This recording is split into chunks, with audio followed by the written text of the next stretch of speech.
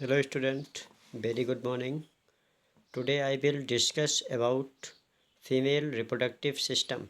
Firstly, I describe female reproductive system. The reproductive system can be categorized into two main sets. That is primary sex organ and secondary sex organ. ठीक है, firstly देखेंगे कि primary sex organs क्या कौन कौन से होते हैं. ठीक, तो प्राइमरी सेक्स ऑर्गन में क्या होगी अपनी ओवरी.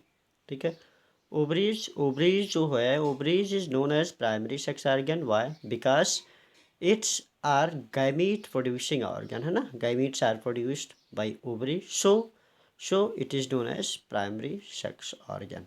ओके, नेक्स्ट इनके अलावा हम देखते हैं कि जो अपनी ओवरी होती है, ovary various type of function perform करती है. उसमें से एक है हार्मोन्स प्रोड्यूसिंग. ठीक है, hormones are produced by the ovaries.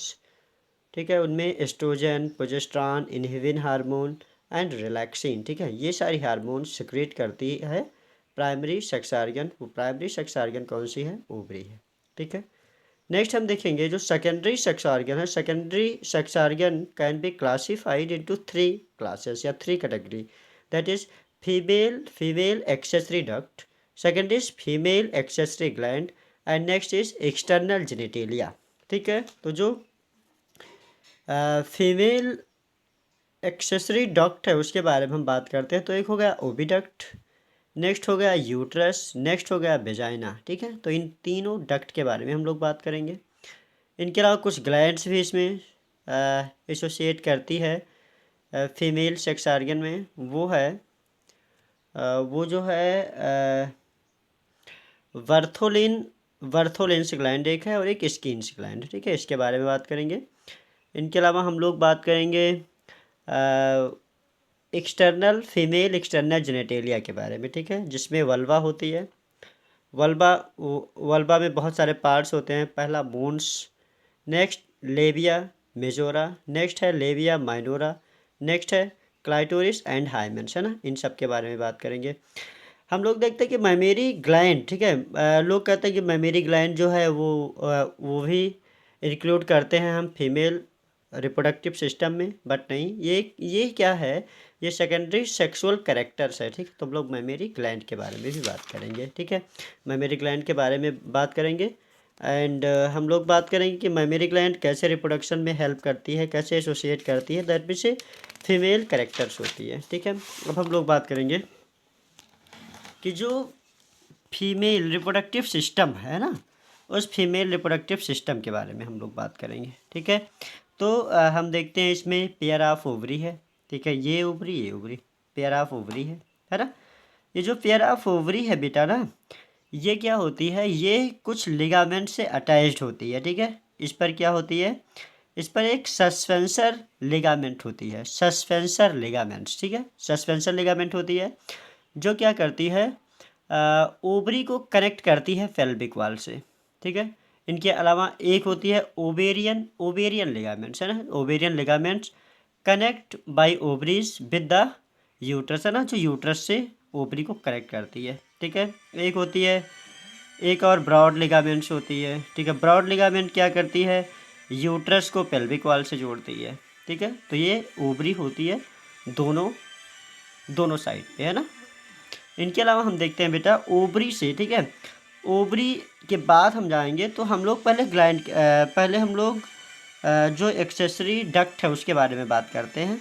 ठीक बेटा, तो हम लोग देखेंगे यहाँ से, है ना, ओवरी से अंदर की तरफ जाती है एक कैविटी होती है जिसको हम कहते हैं ओविडक्ट या फिर फैलोपियन ट्यूब कहते हैं.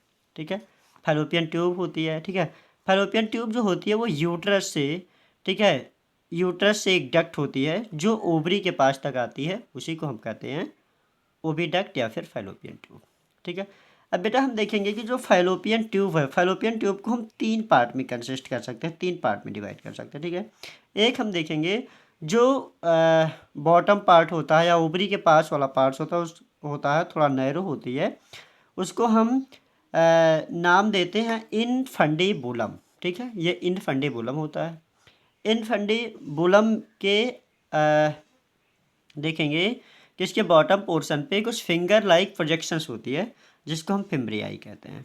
ठीक है, इनके अलावा हम थोड़ा इससे ऊपर जाएंगे, इनफंडिबुलम से ऊपर जाएंगे, थोड़ा ब्रॉड पोर्शन हमको मिलेगा, उस ब्रॉड पोर्शन को हम एम्प्यूला कहते हैं।